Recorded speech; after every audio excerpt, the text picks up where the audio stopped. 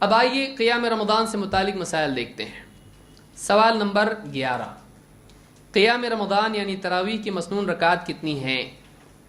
تراویح یعنی قیام رمضان اس کے کئی نام ہیں، جیسے اس کا ایک نام ہے تہجد، اور ایک نام ہے قیام رمضان، اور ایک نام ہے قیام اللیل، اور ایک نام ہے صلاۃ اللیل۔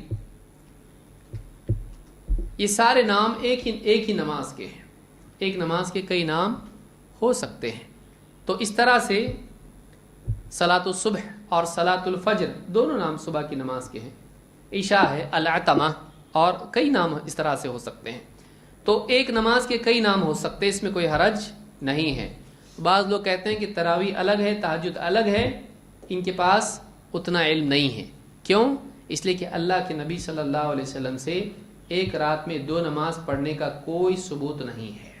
کیا آپ نے کہا کہ میں ابھی تراویح پڑھ رہا ہوں، پھر کہا کہ میں تہجد پڑھ رہا ہوں، اس طرح سے فرق کے ساتھ آپ نے 2 نمازیں پڑھی ہوں، یہ تراویح ہے اور یہ تہجد ہے، کسی دلیل سے ثابت نہیں ہے۔ آپ کی رات کی ایک ہی نماز تھی، جیسا کہ حضرت عائشہ کی روایت سے بھی معلوم ہوتا ہے۔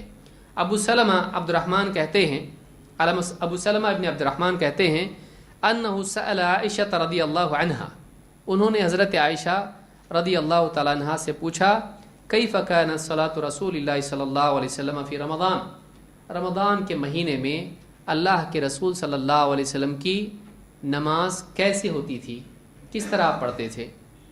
فقالت ما كان يزيد في رمضان ولا في غيره على 11 ركعة، اللہ کے رسول صلی اللہ علیہ وسلم رمضان میں یا رمضان کے علاوہ 11 رکعات سے زائد نہیں پڑھتے تھے۔ انہوں نے پوچھا رمضان کے بارے میں، حضرت عائشہ نے بتایا رمضان میں اور رمضان کے علاوہ کیسے پڑھتے تھے، 11 رکعات سے زیادہ نہیں پڑھتے تھے۔ یصلی 4 فلا تسأل عن حسنہن وطولہن، آپ پہلے 4 رکعتیں پڑھتے تھے، مت پوچھ کے کیسی عمدہ اور کیسی لمبی وہ ہوتی تھی۔ ثم یصلی 4، پھر 4 رکعت پڑھتے تھے، فلا تسأل عن حسنہن وطولہن، مت پوچھ کے کیسی اچھے سے آپ پڑھتے تھے اور کتنی لمبی وہ ہوتی تھیں۔ ثم یصلی 3، پھر اس کے بعد 3 رکعتیں آپ پڑھتے تھے۔ فقلت یا رسول اللہ، میں نے پوچھا اے اللہ کے رسول، اتنام قبل ان توتر، آپ وتر پڑھنے سے پہلے کچھ سو بھی جاتے ہیں؟ قال یا عائشہ ان عینی تنامان ولا ینام قلبی، آپ نے کہا اے عائشہ میری آنکھیں سوتی ہیں، میرا دل نہیں سوتا۔ یہ بخاری اور مسلم کی حدیث ہے۔ اس حدیث سے کئی مسائل معلوم ہوتے ہیں۔ نمبر 1، عائشہ نے بتلایا کہ نبی کریم صلی اللہ علیہ وسلم کی سال بھر کی رات کی نماز 11 رکعت تھی۔ اگر رمضان میں ایکسٹرا کچھ ہوتا تھا تو آپ بتاتی، بعض لوگ کیا کہتے ہیں تہجد کے بارے میں ہے، اور ٹھیک ہے، پوچھنے والے نے رات کی نماز پوچھی، رات میں سال بھر میں صرف تہجد تھی اور رمضان میں تہجد اور تراویح تھی، تو بتانا ہی چاہیے تھا سال بھر 11 پڑھتے تھے اور رمضان میں 20 اور 11 پڑھتے تھے۔ بتانا چاہیے کہ نہیں چاہیے؟ پوچھنے والا جو اصل پوچھ رہا ہے وہ تو بتا رہی نہیں، پھر اس کا مطلب عائشہ نے بتایا ہی نہیں اس کو، وہ پوچھ رہا ہے کہ رمضان میں کیا تھا۔ تو اگر رمضان میں ایکسٹرا کچھ ہوتا تھا جو سال بھر میں نہیں ہوتا تھا تو حضرت عائشہ نے بتانا چاہیے پھر ان کے حساب سے کہ دیکھو سال بھر میں 11 رکعت تہجد اور پھر رمضان میں 23 رکعت تراویح، تو وتر کتنے بار ہو گئے؟ یہ 11 میں کہاں سے آ رہا وتر؟ وتر کس کے ساتھ ہوتا ہے؟ اب آپ سوچیں کس کے بولنے والے کس کے ساتھ بولتے ہیں؟ تراویح کے ساتھ جوڑتے ہیں نا۔ امام جب مسجد میں پڑھاتا ہے تو تہجد کے ساتھ وتر پڑھتے ہیں کہ تراویح کے ساتھ؟ اور یہ وتر کس کے ساتھ ہو رہی، تہجد کے ساتھ کہ تراویح کے ساتھ؟ سوال پیدا ہوا نا یہ۔ تو وتر جس کے ساتھ وہ تراویح۔ اب آپ بھی ایسا بولنا، ٹھیک ہے دونوں الگ ہے نا، تو وتر کس کے ساتھ ہوتی ہے، تراویح کے ساتھ کہ تہجد کے ساتھ؟ آپ یہاں سے شروع کرنا، تو بولیں گے تراویح کے ساتھ، کیونکہ امام 20 جب پڑھاتا ہے، جو لوگ 20 پڑھتے ہیں اس کے بعد اخیر میں کیا پڑھتے ہیں؟ 3 رکعت وتر پڑھتے ہیں، کل ملا کے 23 ہو گئی۔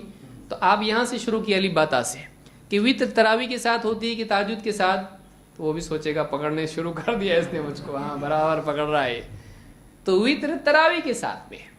تو یہاں پر 11 رکعت میں 8 तो ताजुद हो गई और 3 क्या हो गई, वित्र हो गई। तो फिर तरावी के साथ क्यों नहीं? ये तो तरावी होना चाहिए फिर जिसके साथ वित्र है रमजान में, तो फिर तहज्जुद कहाँ गई? तो इन रातों में रमजान की तहज्जुद कहाँ है? ये तो तरावी हो गई। वो कहेंगे नहीं ये तहज्जुद है, तो फिर तरावी कहाँ गई? क्योंकि वित्र किसके साथ है? तरावी के साथ। नहीं ये तो तरावी है, तहज्जुद कहाँ है? जवाब तहज्जुद का तुम लेकर आओ कि रमजान में जायद तहज्जुद है, और हमारे नज़दीक तहज्जुद और तरावी क्या है? एक है, इसलिए हमको कोई टेंशन नहीं है। रमज़ान हो या गैर रमज़ान एक ही नमाज है जिसके साथ वित्र की नमाज पढ़ी जाती है। रमज़ान में भी वही नमाज, रमज़ान के अलावा भी वही नमाज। समझ में आई बात?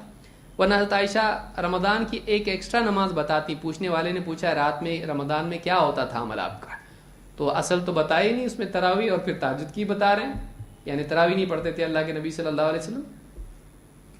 फिर कहा कि पहले 4 पढ़ते थे और बहुत लंबी, फिर 4। अब कोई आदमी कह सकते हो यहाँ भी फिर पकड़ रहे हैं हम लोग कि 4 रकत है ये, तो तरावी की तो 2-2 पढ़ते हैं, तो ये तो 4 है। तो आप सोचें यहाँ पर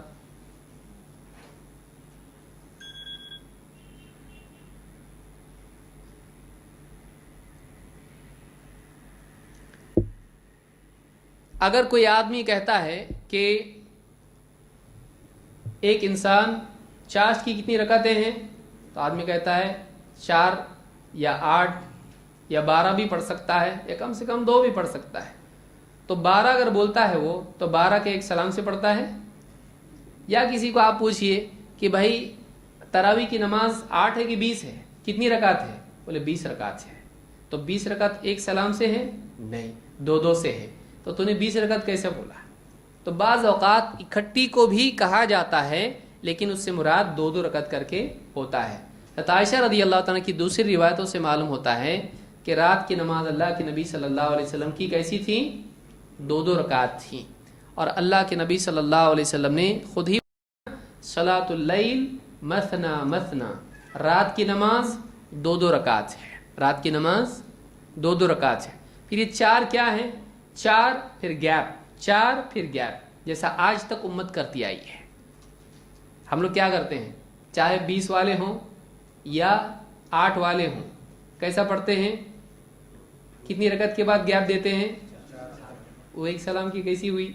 आपने भी 4 कहा, आपने भी क्या कहा? जो 20 वाला है वो भी क्या कहेगा? गैप कितनी रकत के बाद देने का? तो बोलेगा 4 रकत के बाद। लेकिन 4 को क्या मान रहा है? एक साथ या अलग अलग? अलग अलग।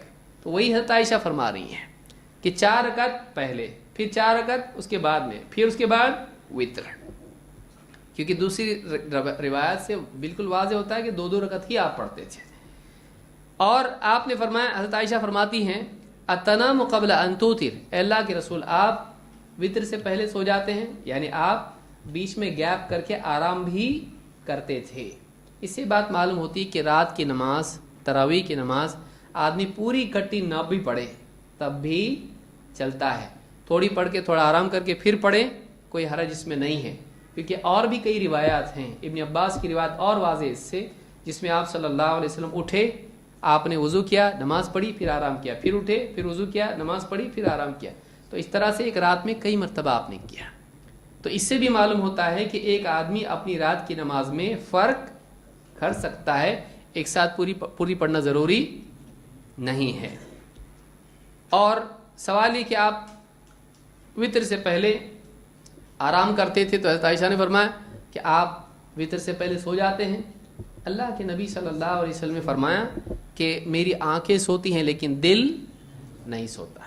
क्या मतलब है? आम इंसानों के साथ नींद की हालत में शैतान खेलता है, अंबिया के साथ ऐसा नहीं होता है। अंबिया नींद की हालत में भी गाफिल नहीं होते हैं, बल्कि नींद की हालत में भी अल्लाह की तरफ से उलूम और हिकमत का इल्का उनके क़ुलूब पर होता रहता है। इसीलिए गैर नबी को एहतलाम होता है, अंबिया को नहीं होता है। ये बताना ज़रूरी है, इसलिए कि हज़रत आयशा ने बताया इसको। तो गैर नबी को एहतलाम होता है क्योंकि शैतान उसके साथ ख्वाब में खेलता है, लेकिन अंबिया के साथ ये नहीं होता है, अंबिया इससे पाक होते हैं। تو اس حدیث سے بات معلوم ہے کہ رات کی نماز کتنی ہے؟ 11. بعض لوگ کہتے ہیں نہیں ٹھیک ہے لیکن حضرت عمر نے 11 نہیں 20 کا حکم دیا تھا. تو دیکھیں حضرت عمر نے کیا حکم دیا تھا. سوال نمبر 12. حضرت عمر نے رضی اللہ تعالیٰ عنہ نے قیام رمضان کی کتنی رکعات کا حکم دیا تھا؟ صائب ابن یزید کہتے ہیں امر عمر ابن الخطاب، عمر ابن خطاب رضی اللہ تعالیٰ نے حکم دیا. اس کو یاد رکھیں، کیا کیا؟ امر کا مطلب حکم دیا. کس کو؟ ابی ابن کعب و تمیم الداری، 2 صحابیوں کو. ایک کا نام ہے ابی ابن کعب اور دوسرے کا نام کیا ہے؟ تمیم الداری. ان یقوم للناس ب11 رکعہ، کہ وہ لوگوں کو نماز پڑھائیں. کتنی رکعت؟ 11 رکعت.